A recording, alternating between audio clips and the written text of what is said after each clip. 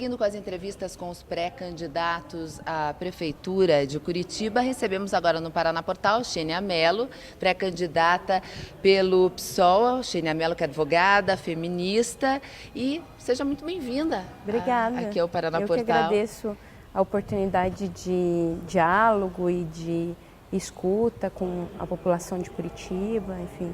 E aqui participando da entrevista, Pedro Ribeiro, da coluna Sintonia Fina. Pedro. Sheila, muito obrigado pela tua presença aqui. Essa é uma série que o Paraná Portal está fazendo com os pré-candidatos. Inclusive, nós vamos para o interior também, com as cidades de Maringá, Londrina, Cascavel, Ponta Grossa e Foz do Iguaçu.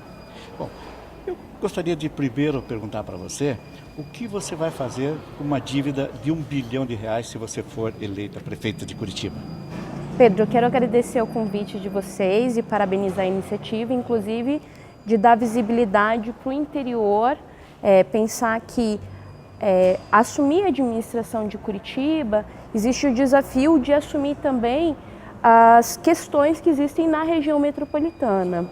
E falando na dívida pública do município, é fazer uma auditoria. Porque hoje o que ocorre dentro da política dos municípios e também na esfera federal nós não sabemos nem quem são os credores. A gente tem a lei de transparência, a lei de acesso à informação e os cidadãos não têm acesso ao que é de interesse nosso. Então, antes de tudo, é fazer uma auditoria, verificar quem são os credores, verificar a forma como os contratos são elaborados e cumprir o que já existe hoje na legislação. Cumprir a lei de transparência, cumprir a lei de acesso à informação, para garantir que as pessoas possam se mobilizar e se posicionar com relação à administração pública. Xênia, qual que é a sua avaliação da atual administração? A avaliação é de algo que não foi feito, né? Algo que foi prometido em 2012, por exemplo, fazer o enfrentamento à máfia do transporte, fazer o enfrentamento hoje à máfia do lixo, da gestão do lixo, né? Da gestão da região metropolitana. Fazer também um debate de gestão democrática, porque hoje o que é feito em Curitiba é simplesmente um circo, né, fantasiado de audiência pública, que as pessoas não têm acesso de fato à participação e não são escutadas. Então, a avaliação hoje da gestão do Fruit é algo que foi prometido, não foi cumprido e inclusive foi precarizado, porque a dívida do município só cresceu, o transporte aumentou e o serviço de transporte foi precarizado. E por falar no transporte, eu gostaria até de perguntar para você o que está acontecendo com o transporte de Curitiba, principalmente o modal, dessa integração da região com a região metropolitana. Hoje existe, primeiro, uma disputa política que precariza a vida das pessoas, porque a gente tem que pensar que a mulher trabalhadora que mora na região metropolitana de Curitiba e que despende o seu trabalho aqui na nossa cidade, tem que ser acolhida e tem que ser respeitada. E por conta de uma disputa política entre Beto Richa e Fruit, essas pessoas, essas mães, essas mulheres, essas crianças têm sido precarizadas pela falta de integração hoje que existe na região metropolitana e pelo mau uso, né, pela má prestação de serviço do transporte coletivo. Porque eu gosto de falar, porque eu sou uma mulher que anda, eu não tenho carro. Vocês vão ver lá a minha prestação de contas, as minhas informações que vão estar públicas quando o TRE disponibilizar. Eu não tenho um patrimônio, eu não tenho inclusive carro. Eu uso o transporte coletivo como forma de meio de transporte. A bicicleta, enfim.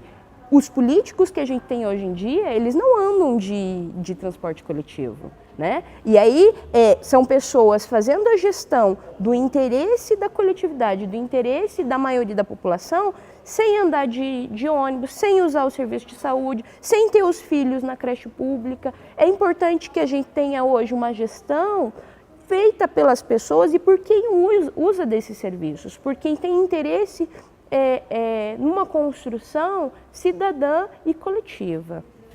Xênia, você já foi candidata a vereadora, também a deputada e agora pré-candidata a prefeita. E você, naqueles momentos, você acabou não sendo eleita. Por que você acha que dessa vez pode ser diferente? Primeiro, porque é necessário que a gente comece a construir política pelo novo. As pessoas que têm experiência hoje na política Sarney, Cunha, são pessoas que são declaradas pela justiça como corruptos, pessoas que têm um histórico de violação, pessoas que na sua maioria são homens. A gente precisa investir e acreditar no novo. Você acha que a crise do momento, essa turbulência toda, pode beneficiar os novos candidatos e dar uma nova visão, forma de ver a política pelos eleitores? Eu acho que é uma oportunidade de fazer a população participar ativamente desse processo. É uma oportunidade que a gente está tendo muito grande de realizar uma mudança. Porque sair como pré-candidata hoje pelo PSOL, que é o único partido que não foi citado em Lava Jato, é o único partido hoje que tem representação no Congresso Nacional, que não está envolvido com nenhum esquema de corrupção. A gente não está envolvido e a gente também não é nem indiciado. A gente não é parte desses esquemas. Ou seja, é o único partido hoje que está no Congresso Nacional, que tem a oportunidade de ocupar um espaço aqui na Prefeitura de Curitiba e principalmente também muito importante na Câmara de Curitiba, a fim de denunciar e fazer uma política honesta, voltada para a população e comprometida com as pessoas. O fim do financiamento privado também, as redes sociais, isso pode mudar toda essa configuração? Isso vai deixar os poderosos e os grandes, os que se beneficiam da corrupção, com medo, porque isso é uma coisa que a gente já faz. Quando eu fui candidata em 2012, eu nunca recebi dinheiro de empresa, o pessoal nunca recebeu dinheiro de empreiteira, de máfia de transporte. Então, para a gente vai continuar fazendo a nossa forma de campanha, que é inclusive falando com a população e pedindo para a população se mobilizar, porque esses caras, eles não sabem fazer campanha dessa forma, eles sabem fazer campanhas mancomunados com grandes financiadores que têm interesse no desmonte da prefeitura, que é o que ocorre hoje com o transporte, com o lixo também. Xênia, essa crise que nós estamos vivendo hoje no Brasil, uma crise política séria, não pode atrapalhar nas próximas eleições?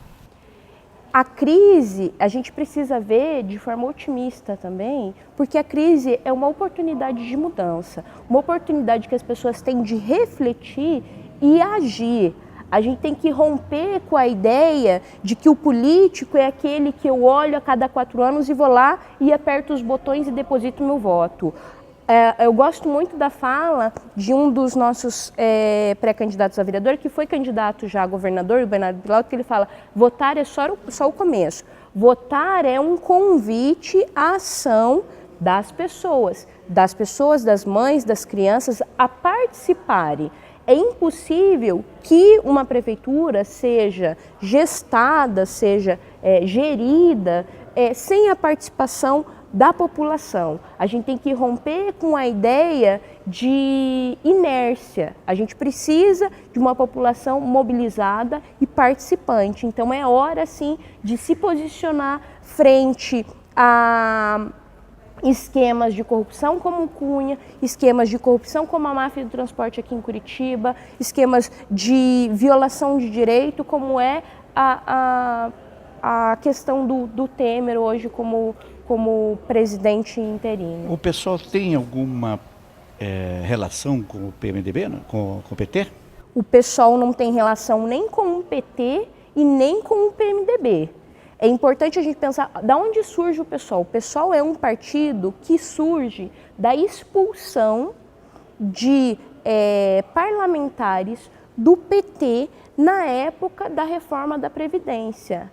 Aqueles parlamentares que foram defensores da população trabalhadora contra o desmonte da Previdência, que inclusive está ocorrendo hoje em Curitiba. A gente tem um problema sério hoje com os servidores aqui, que é o IPMC, o Instituto Previdência dos Servidores Municipais, em que o FLUT está dando um calote nos trabalhadores do município por não pagar o repasse, que é um repasse legal, que deveria ser feito para os servidores municipais, e isso não vem sendo feito. O pessoal surge da crise do desmonte da Previdência, que foi feito em âmbito nacional e hoje está sendo feito em âmbito municipal, e a gente surge como enfrentamento a essa violação. Ou seja, de lá para cá, a gente tem se construindo como um partido de oposição que defende a população, as mulheres, as pessoas LGBTs, as mães, negros e negras, populações ribeirinhas, enfim, a gente vem se colocando como um partido que é em favor dos direitos humanos e de uma vida digna para toda a população. E uma vez à frente da prefeitura, qual que seria a prioridade?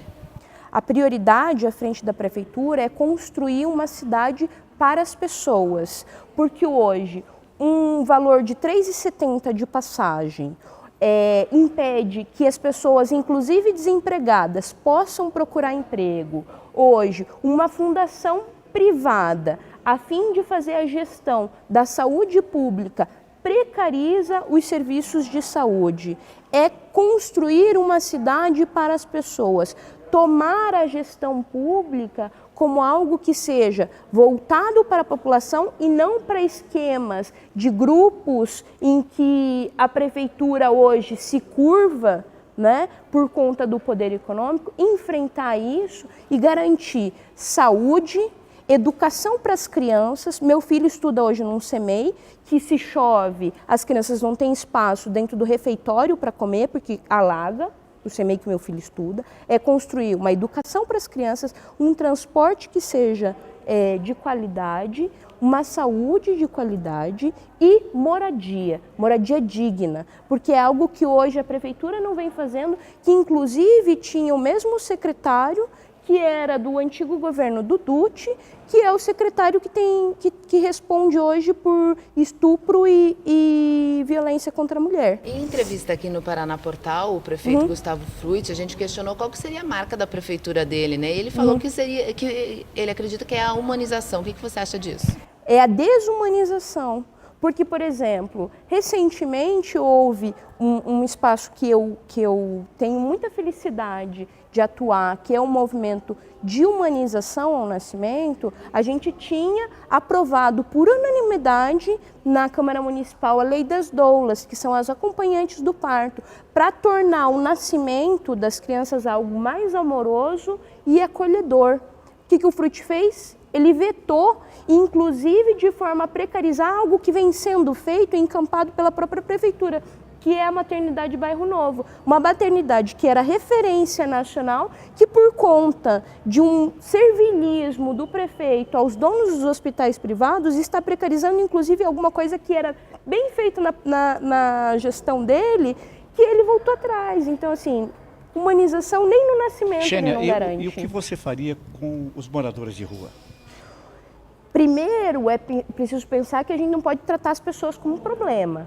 Morador de rua não é problema. Morador de rua são cidadãos. São pessoas que merecem acolhimento, e parte do problema da grande população de moradia de rua é em razão da ausência da garantia do direito à moradia digna.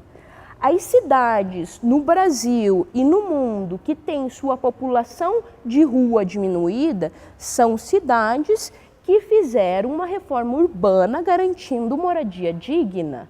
Algo que a atual prefeitura e que os outros pré-candidatos à prefeitura não têm como programa, porque eles têm um servilismo à especulação imobiliária. Curitiba é uma das cidades do mundo com maior índice de especulação imobiliária.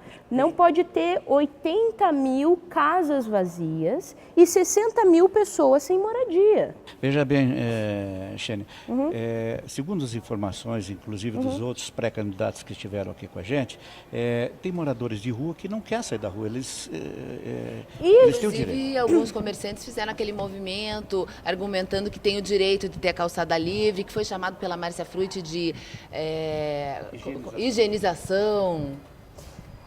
Uma é respeitar a autonomia das pessoas. Essas pessoas também não têm que cumprir a lei? Porque muitas vezes a forma como a prefeitura, os serviços de assistência social atuam com os moradores de rua é de forma criminalizadora e paternalista. A gente tem que garantir um serviço público que respeite a autonomia dos cidadãos. Não é de forma assistencialista que a gente vai garantir cidadania, é de forma pedagógica e aí respeitando a autonomia dessas pessoas. Mas antes de chegar a esse ponto, é necessário construir políticas públicas de moradia digna. Porque ficar sustentando o argumento de que eles não querem sair da rua, muitas vezes os moradores de rua não acessam os serviços de assistência social do município pela lógica com que essa forma é oferecida. Primeiro, poucos servidores na FAS que tem uma sobrecarga de trabalho gigantesca para atender uma população, então as assistentes sociais que vão para a rua fazer o atendimento, elas têm uma sobrecarga de trabalho muito grande e um plano de carreira muito precarizado. É preciso valorizar os trabalhadores da assistência social para que eles consigam prestar um serviço de qualidade e que respeite a autonomia dos usuários que acessem aquele serviço.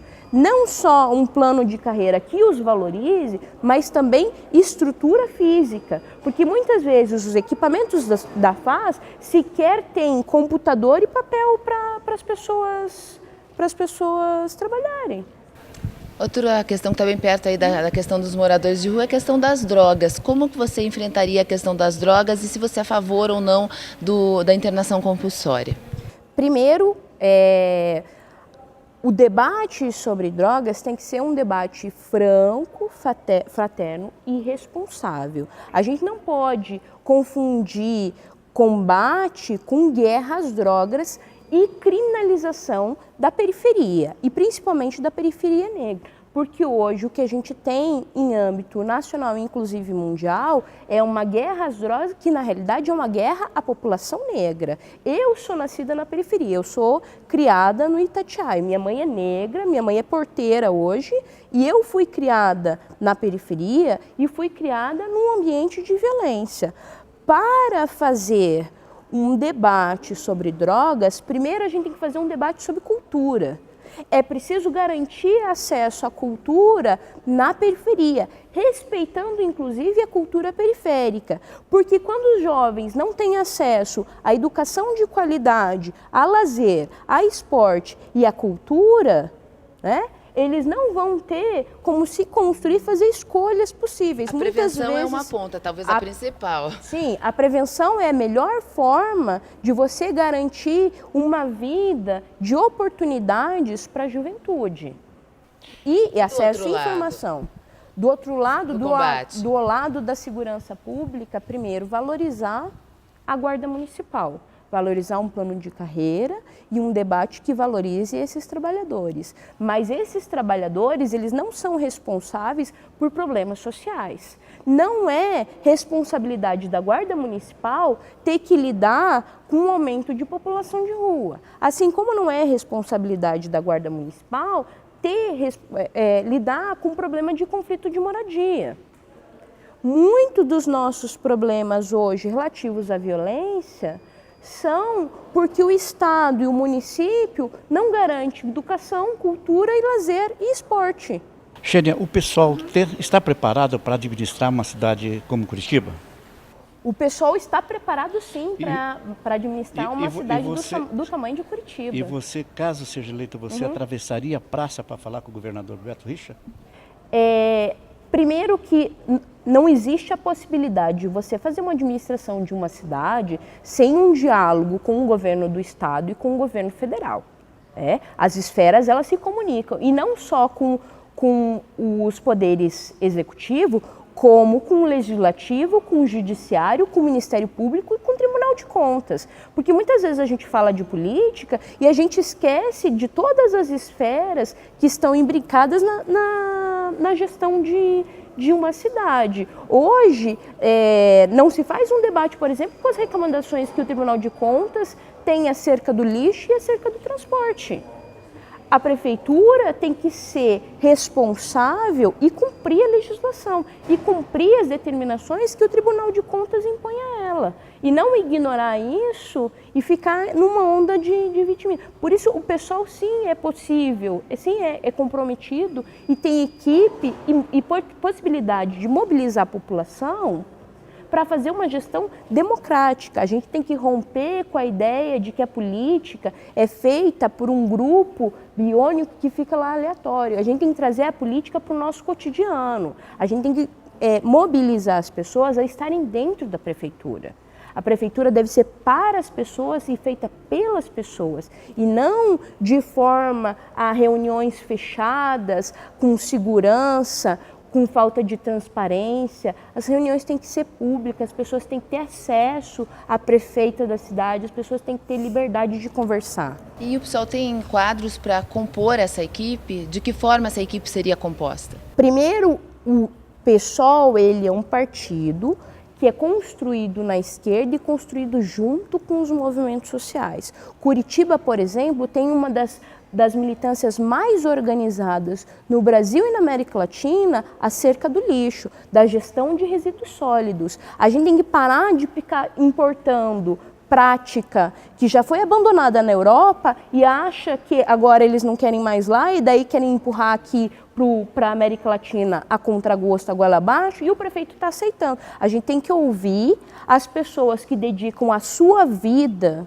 o seu trabalho para uma causa, como é a causa do lixo, como é a causa do transporte coletivo. Hoje a gente tem professores na universidade que são dedicados a isso, como é a questão da saúde. A gente tem pessoas hoje no município que são lideranças dos movimentos sociais, trazer essas pessoas para a prefeitura. Xênia, hoje você esteve aqui no Paraná Portal como pré-candidata e nós gostaríamos que viesse para cá depois de homologado, né, Jordana, para a gente continuar a nossa conversa. Muito obrigada pela visita. Imagina, eu que agradeço muito a oportunidade de escuta e estou sim à disposição.